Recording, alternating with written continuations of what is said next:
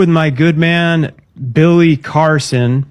If you want to, I guess, go first, Billy, as to how you came about, like the findings where it seems that Jesus was not crucified, or that's not accurate. Sure. And in my videos, and if you listen to the podcast, the statement is according to the Sinai Bible, and the text there actually is about 12 to 14,000 differences between the Sinai Bible and the King James Version of the Bible, which came much later.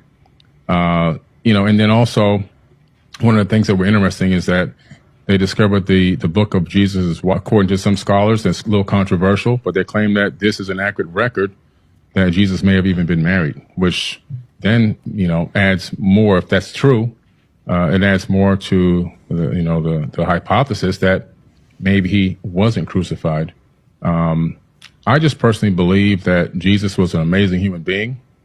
I don't think that he was the Son of God in the sense that he's God, but that we're all gods. As he said, ye are gods. And I just personally believe that the return of the Christ is the return of the Christ consciousness.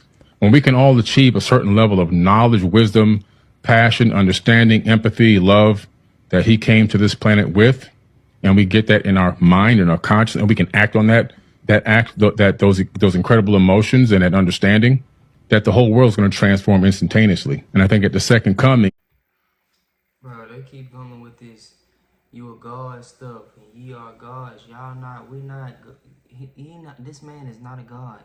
We not gods. This is the same manipulation that the devil used all the time to deceive people. What he did to Eve, he told her, you'd be as gods. You know what I'm saying? The same trickery that's going on for years, and everybody falling for it. They think it's this hidden knowledge somewhere. That's what this man stuff called forbidden knowledge. That's his whole brand. It's just like, bro, Christ consciousness. What are you, bro? No, bro. I would hope that he would get to know Christ. Paul said, I count everything as dumb to know Christ. That's what Adam and Eve, when they was in the garden, they ain't know nothing. Good, evil, nothing. All they knew was Christ. That surpasses all knowledge and wisdom. Like, we gotta is the coming of the Christ consciousness to the planet, not a human being flying back to Earth to save people. That's just my personal understanding of how I've perceived it over many, many years of going through this information and going through all this text. When you say the Sinai Bible, what are you referring to specifically? It's the biblical text that was written. It made it into you can actually look it up on Amazon. It's a Bible called, I have a version at home. It's called the Sinai Bible, right, from Mount Sinai. I'm assuming that's the mountain that they're referencing there. But they put together their own version of the biblical text prior to the King James Version being put out. Sure. So when you refer to the Sinai Bible, would you be referring to Codex Sinaiticus? Like the codex that comes... Okay. That's why I was trying to get some clarification. Because, so you can actually go and see... Codex Sinaiticus is at the British Library. So you can go and see it. It's on display. And the British Library has actually digitized the entire manuscript. So I work with manuscripts in my linguistic work. I'm an expert on early Christian scribal culture, and particularly in Greek and Coptic manuscripts. I actually have a facsimile. So I have a photocopy that was done by the British Library of Codex Sinaiticus that I work with in my office. So I have it here.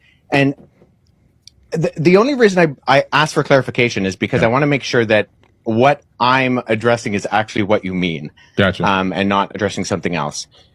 Because the Codex Sinaiticus in particular is just it's a 4th century Greek manuscript. Mm-hmm. It comes from approximately between 325 and 350 AD. Mm-hmm. And its text of the Gospels reads almost identical to the modern Greek text that we develop translations from. So my curiosity is just let him cook.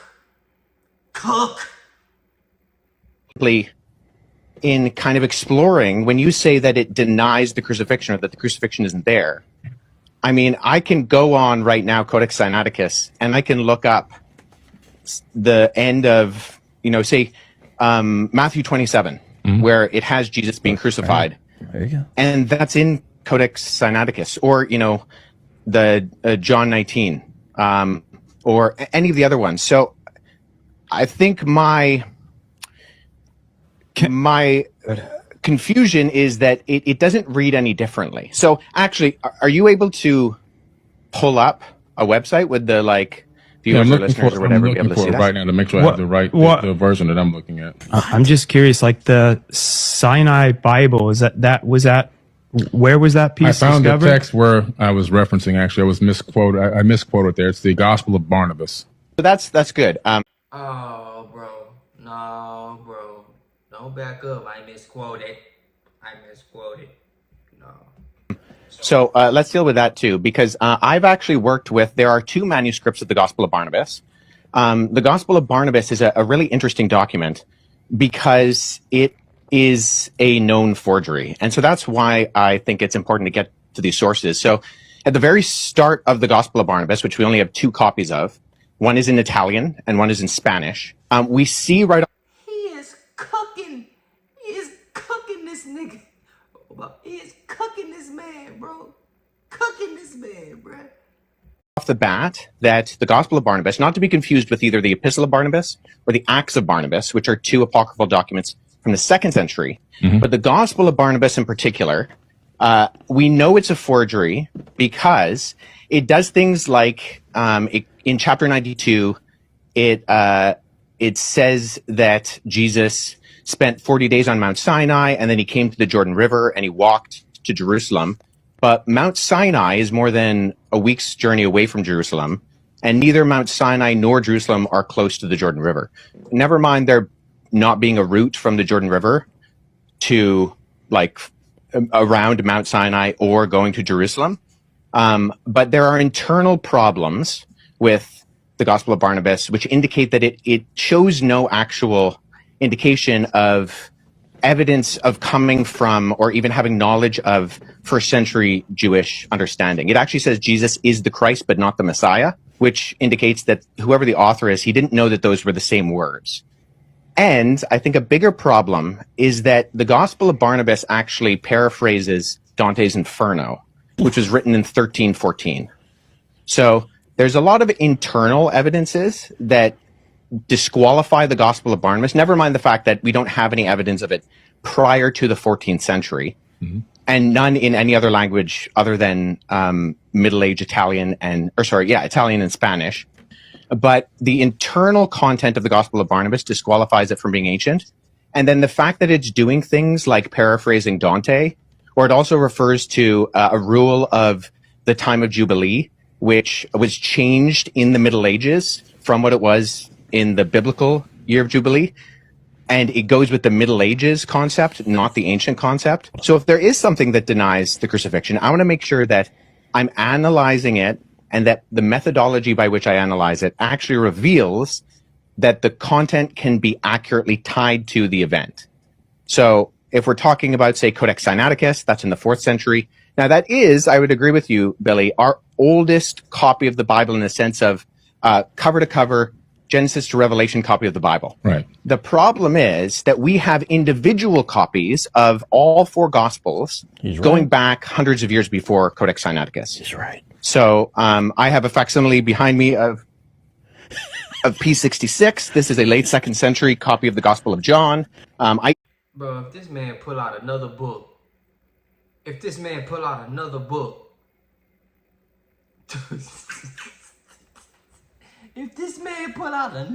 book, oh my God.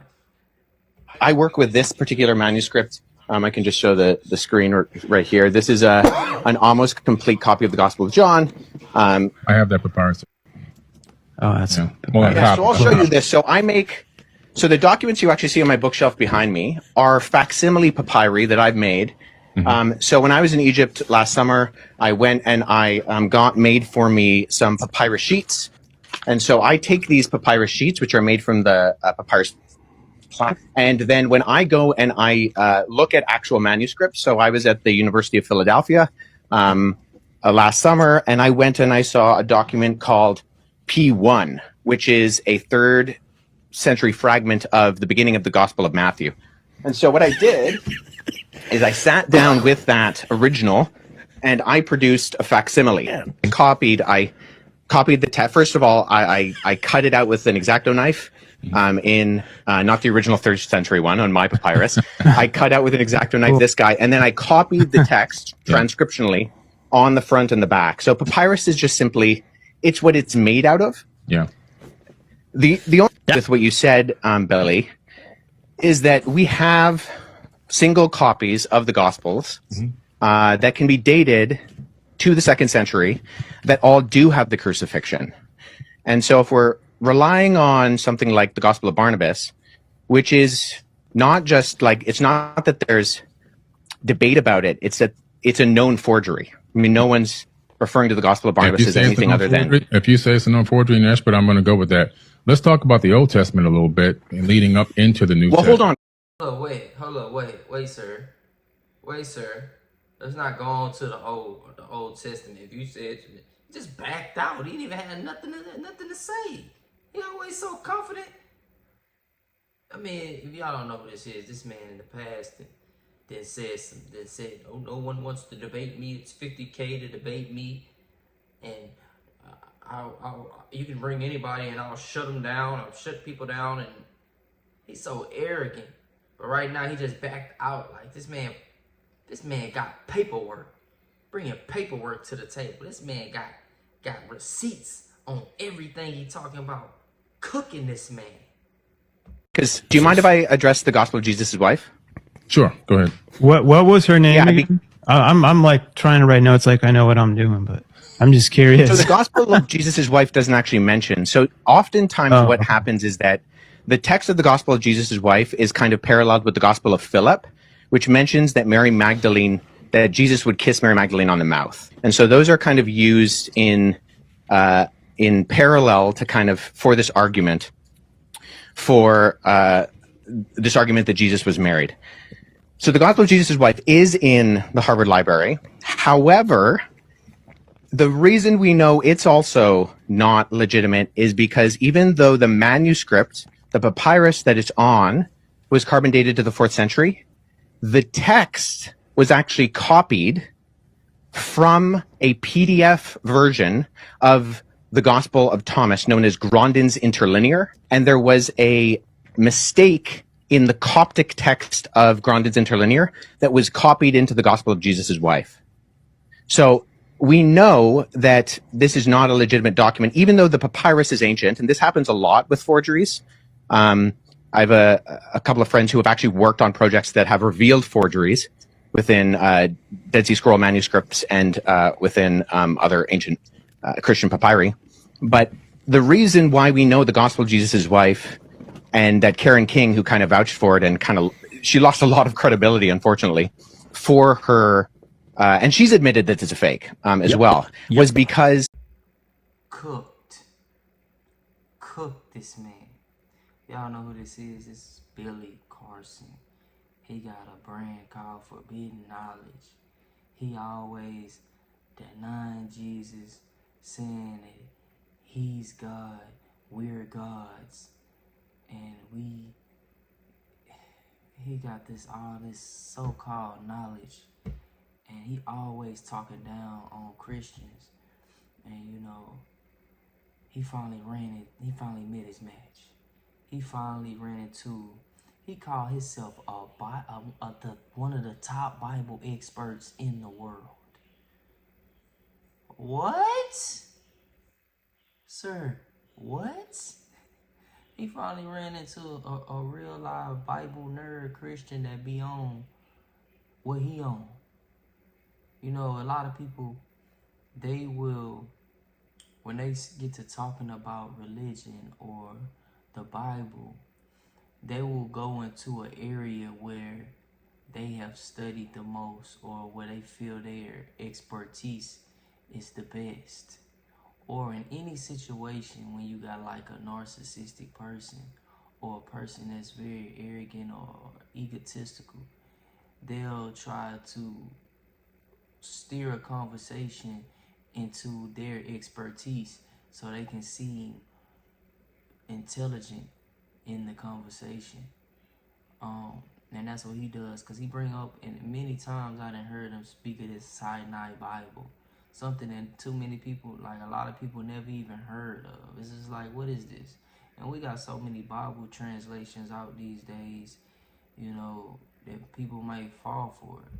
Because in my head, I'm thinking it's probably not even a real text, and come to find out, it's an actual real text, but it don't say what he says it says.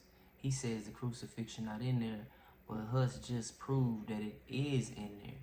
And what's the odds? That's how you know this is from God, because what are the odds that this man is gonna have this actual text behind him and pull it off of the shelf and read it? What in the world? This has got to be divine work. There's no way. This man pulling books. How you got receipts on deck? Like you know what y'all finna talk like. Actually, what?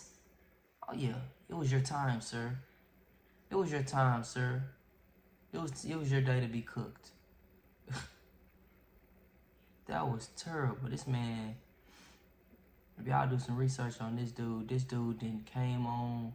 He done made a whole live about, he done went live and talked about the conversation, playing this victim, talking about he almost died. He wasn't in his right mind when he was doing the debate. And he done made up all kind of lies about the people in the video. All kind of crap lying. And then he ended up deleting the video because it was just a bunch of crap. He done lost over 1 million followers. Like, people really done found out that this dude a fraud. His name not even really Billy Carson. His name is William. He done changed his name. They done found out that this man is a criminal. He done got caught for, went to jail for fraud. He done changed his name, like I just said. They just catching on to this man. He done fake talking about he got a Harvard degree. This man got a 6-week certificate from Harvard that's free to anybody who want to take the course. Lied on his education. This man a whole liar. And he done been exposed. In Jesus' name. We got one for the kingdom. Praise God. Hallelujah. This is crazy. That's why you can't be believing everything you hear. And just because he said this and it sound good, you got to do your own research. Because people could be just telling you lies. Just sounding good, sounding intelligent. Just because it sound good don't make it the truth. It's wild.